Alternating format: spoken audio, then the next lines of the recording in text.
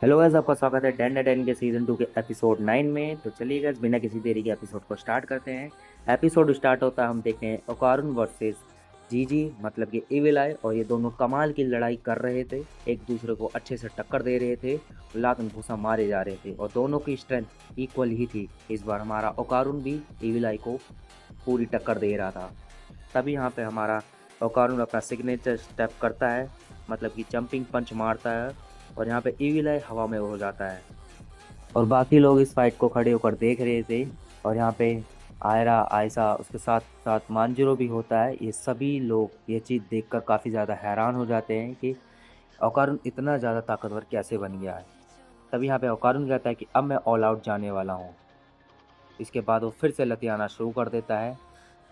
और भाई ओकारुन इतना ज़्यादा बुरा मारता है इविलाई को कि वो जाके सीधा सेको के घर में घुस जाता है। और यहाँ मोमो का घर पूरी तरीके से तबाह हो जाता है, उसका टुकड़े टुकड़े हो जाते हैं। और फिर इसके बाद इविलाई दोबारा से उठता है और कहता है ओकारुन को कि मुझे तुम्हारे साथ लड़ने में बहुत मज़ा आया और मैं तुम्हारे साथ अभी और लड़ना चाहता हूँ। इविलाई कहते हैं कि उसको आज तक इतना ज़्यादा मज़ा कभी नहीं आया। और हमारा ओकारुन फिर से ह्यूमन फॉर्म में आ जाता है, वो कन्वर्ट हो जाता है। इसी कारण से वो बहुत ज़्यादा अनॉयड हो जाता है और उसे कंटिन्यूसली वापस लड़ाई करने के लिए वो कह रहा होता है।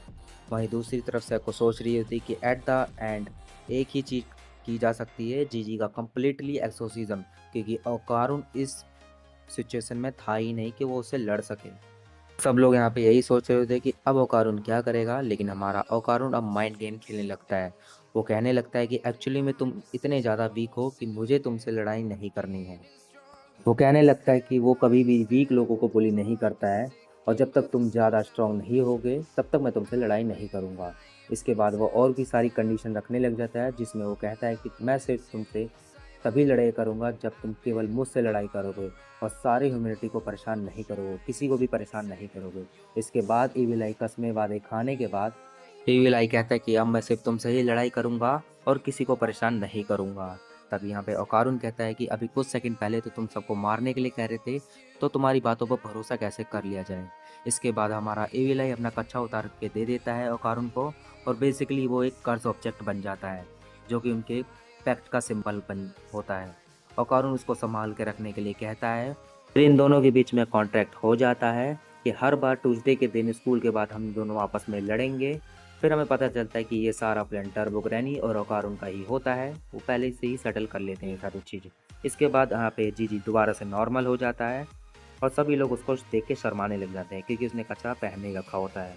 फिर अगला दिन आता है जहाँ पे मानजीरो जा रहा होता है वापस से, और वो कच्चा उसी के पास होता है क्योंकि वो एक कर्स ऑब्जेक्ट है और वो इस कर्स ऑब्जेक्ट का अच्छे से ख्याल रखेगा। तब यहाँ पे मोमो कहती है कि अगली बार अगर मैं आऊँ तो असली सिचिनो को रखना। तभी यहाँ पे मांजिरो कहता है कि अब मैं ये सब काम छोड़ के एक यूट्यूबर बनने जा रहा हूँ। इसके बाद ये सभी लोग मांजिरो को बाय बोलते हैं, लेकिन तभी यहाँ पे जीजी के पेरेंट्स भी आ जाते हैं। और जीजी के पेरेंट्स मोमो की नानी का शुक्रिया अदा करते हैं, क्योंकि मोमो की नानी ने इनका बहुत अच्छे से ख्याल रखा, जीजी का भी और जीजी के पेरेंट्स का भी। इसके बाद यहाँ पे जीजी भी यहाँ से चला जाता है बाय बोलकर। फिर इसके बाद हम देखते हैं कि ओकारुन और आयरा भी यहाँ से जा रहे होते हैं। तभी ओकारुन मोमो को गुड बाय बोलता है और कहता है कि कल स्कूल में मिलते हैं। तभी मोमो कहती है कि सिर्फ गुड बाय ही बोलोगे और कुछ नहीं बोलना है। तभी ओकारुन कहता है कि और क्या बोलना है। इसके बाद ये दोनों एक दूसरे को देखने लग जाते हैं, लेकिन कोई रिजल्ट आता उससे पहले ही आयरा बीच में आ जाती है और मोमो से लड़ने लग जाती है। ओकारुन इस लड़ाई को छुड़ाता है और ओकारुन आयरा ये दोनों वहाँ से चले जाते हैं अपने घर की तरफ। इसके बाद मोमो और मोमो की नानी और यहाँ पे टर्बो ग्रैनी और वो जो लकड़ी का पुतला है वो, ये सभी सोचने लग जाते कि अब हम आराम से रहेंगे, लेकिन इनका घर तो पूरी तरीके से टूट चुका होता है। इसीलिए बाहर जाते हैं घूमने के लिए, स्टीम बाथ लेते हैं अलग अलग तरीके के, थोड़ा बहुत मसाज कराते हैं, फिर इसके बाद एक खाना भी खाते हैं। और ये सारे चीज़ करने के बाद ये दोबारा से अपने घर की तरफ चल रहे होते हैं, लेकिन तभी रास्ते में मोमो सोचने लग जाती है कि अब ये घर कैसे बनाएंगे, हम तो अफोर्ड भी नहीं कर सकते हैं। मन ही मन ये सारी चीज़ें सोच रही होती है। तभी वो मोमो अपनी नानी को कहती है कि हम लोगों की मदद ले लेते हैं। सेको लेकिन इसके खिलाफ होती है। इसके बाद ये जैसे ही अपने घर पहुँचते तो इनके सामने एक एलियन होता है और इसको देखते ही ये दोनों उसे लात मार देते हैं। तब हमें पता चलता है कि ये एलियन ओकारुन के साथ आया है और ओकारुन के साथ मेंटेस भी होता है, उसका बच्चा, और आयरा भी होती है, क्योंकि इन सभी को घर की चिंता हो रही होती है मोमो के, और वो इनकी मदद करना चाहते हैं घर बनाने के लिए। तभी उस एलियन का नाम पता चलता है, उस एलियन का नाम लोटरेस होता है। फिर यहाँ पे मोमो माफ़ी मांगने लग जाती कि ऐसी बात है, मुझे माफ़ कर दो। तभी लोटस गुस्सा करने लग जाता है और पता नहीं क्या क्या बोले जा रहा था। तभी मेंटस ट्रांसलेट करके बताता है कि ये बहुत ज़्यादा खुश है क्योंकि इसे पहली बार एक ब्यूटीफुल लड़की ने मारा है। तभी मोमो कहती है पर इसे देखकर तो ऐसा बिल्कुल भी नहीं लग रहा है, ऐसा लग रहा है कि ये हमें मारना चाहता है और गालियाँ ही दे रहा है। तभी मेंटिस बताता है कि ये एक कंस्ट्रक्शन स्पेशलिस्ट है और ये आपके घर को आराम से बना देगा। तभी मोमो की नानी कहती है कि तुम्हें ये सब करने की कोई ज़रूरत नहीं है, मेंटिस जाओ अपने बच्चे के साथ खेलो। लेकिन मेंटिस कहता है कि मैं हमेशा से आपका कर्ज उतारना चाहता था, तो इसीलिए प्लीज़ मुझे ये करने दीजिए। तभी ओकारुन कहता है कि मैंने भी आपको बहुत प्रॉब्लम दी है, तो इसीलिए मैं आपके लिए कुछ करना चाहता हूँ। लेकिन ग्रैंडमा यहाँ नहीं मान रही होती है और वो खुद को टफ दिखाने की कोशिश कर रही होती है, पर मोमो उन्हें सब कुछ बता देती है, जिस वजह से वो घर बनाने के लिए तैयार हो जाते हैं। तभी मेंटिस उन्हें एक मटेरियल दिखाता है जिसका नाम होता है नैनो स्किन दिखता है, जिसके जरिए कंस्ट्रक्शन करने वाले होते हैं। इस नैनो स्किन का इस्तेमाल करके आसानी से वो एक क्ले की तरह खींचकर इसे लंबा भी कर सकते हैं और छोटा भी कर सकते हैं। इसके जरिए हम कुछ भी बना सकते हैं। तभी ओकारो ये चीज़ देख के हैरान हो जाता है, कहता है कि तो सच में बहुत कमाल की चीज़ है, मैं इससे कुछ ना कुछ तो बना ही लूँगा। और मेंटेस ये भी बताता है कि ये नैनो स्किन एक बहुत बड़ा अल्ट्रा हाई नैनो मशीन से बने हैं और ये एक शेप मेमोरी अलॉय भी है। अगर तुम इसे तोड़ भी देते हो तो दोबारा ओरिजिनल फॉर्म में रिस्टोर हो सकता है। और अगर तुम अपने दिमाग में कोई इमेज सोचते हो तो ये उसी में ही कन्वर्ट हो जाता है। तभी यहाँ पे नैनो अपने दिमाग में कुछ सोचती है और वो उसी में ही कन्वर्ट हो जाता है। इसके बाद ये घर बनाने में लग जाते हैं। पर ये घर पूरी रात बनाते हैं और अगले दिन ये घर एक दिन में बन के तैयार हो जाता है। लेकिन लूड्रिस अभी भी गुस्सा होता है, शांत हुआ ही नहीं होता है। तब मोमो सबको थैंक यू कहती है और आयरा वापस चली जाती है। इसके बाद ओकारुन कहता है कि मुझे बहुत ज़्यादा खुशी है कि तुम्हारा घर ठीक हो गया मोमो। यहाँ रहकर तो मुझे ऐसा लग रहा था कि जैसे कि ये घर मेरा ही है, तो इसीलिए मुझे बहुत अजीब लग रहा था जब ये टूटा हुआ था। तब ये मोमो कहते कि ये जगह देखते देखते ही हम लोगों के लिए बहुत ज़्यादा खास बन चुकी है, तो इसीलिए हमें इसे प्रोटेक्ट करना ही होगा और तुम्हें जब मर्जी यहाँ पर आना है आ सकते हो। और ओकारुन ये सुनकर बहुत ज़्यादा खुश हो जाता है और सभी लोग वहाँ से चले जाते हैं। तब यहाँ जीजी की फैमिली भी घर को जोड़ने के लिए सामान लेकर आ रही होती है और जैसे ही वो घर पहुँचते हैं तो वो देखते हैं कि ये घर बन कैसे गया। वो इस चीज़ को देख कर हैरान हो जाते हैं और मोमो बाहर आती है, वो कहती है कि शांत रहो, मैं तुम्हें सब कुछ बता दूंगी। इसके बाद अगला दिन आता है और मोमो और जीजी स्कूल जा रहे होते हैं। तभी मोमो जीजी से पूछते हैं कि आखिरकार एविल आई कैसा है। तभी जीजी बताता है कि वैसे तो मैं कई बार एविल आई में कन्वर्ट हो चुका हूँ, पर उसने अभी तक कुछ भी नहीं किया और अपने प्रॉमिस को निभा रहा है। मुझे नहीं पता कि ये मेरी ट्रेनिंग की वजह से है, पर मेरा और मेरे एविल आई का कनेक्शन बहुत ज़्यादा स्ट्रॉन्ग हो रहा है। मुझे इसके इमोशंस भी समझ आ रहे हैं और मैं बता सकता हूँ कि ये किस चीज़ में इसको मज़ा आ रहा है। और ये सुनते ही मोमो कहती कि ये तो बहुत अच्छी बात है, फिर भी अगर कुछ होता है तो तुम हमसे मिलने आ जाना।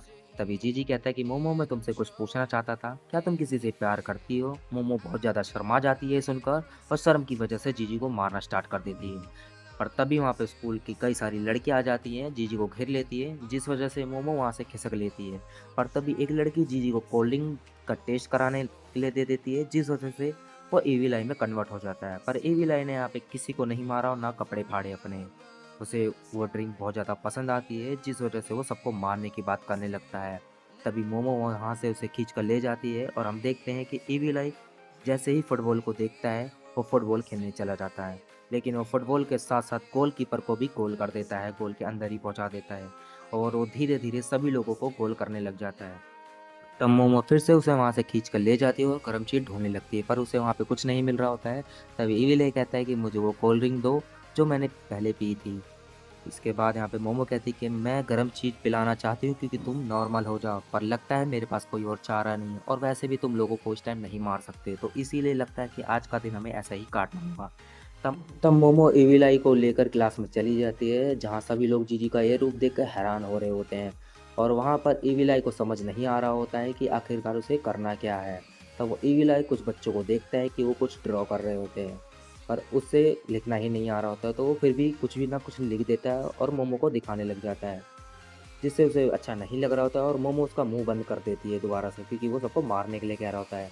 तभी मोमो लंच में इविल आई को कुछ गर्म खिलाने की बात सोचने लगती है, पर वहाँ पे भी कुछ नहीं मिलता है और इविल आई वहाँ पे अपने हाथों से नूडल को खाने लगता है, जिस वजह से मोमो उसे चॉपस्टिक देती है और इविल आई को इसका इस्तेमाल करने के लिए कहती है। पर उसे इविल आई को इस्तेमाल करना ही नहीं आ रहा होता है, जिससे वो और ज़्यादा गुस्सा हो जाता है और वो हाथों से ही खाना स्टार्ट कर देता है। इसके बाद मोमो की सहेलियां मोमो से पूछने लगती कहीं जीजी के ऊपर किसी भूत ने कब्जा तो नहीं कर लिया है, या कहीं ओकारुन की गोल्डन बॉल इसके पास तो नहीं है। तभी मोमो पूछने लग जाती कि आखिरकार तुम्हें कैसे पता है गोल्डन बॉल के बारे में। तभी उनकी उसकी फ्रेंड उसको वो फोटो दिखाने लग जाती है इस गोल्डन बॉल की, और ये एपिसोड यहीं पे ख़त्म हो जाता है।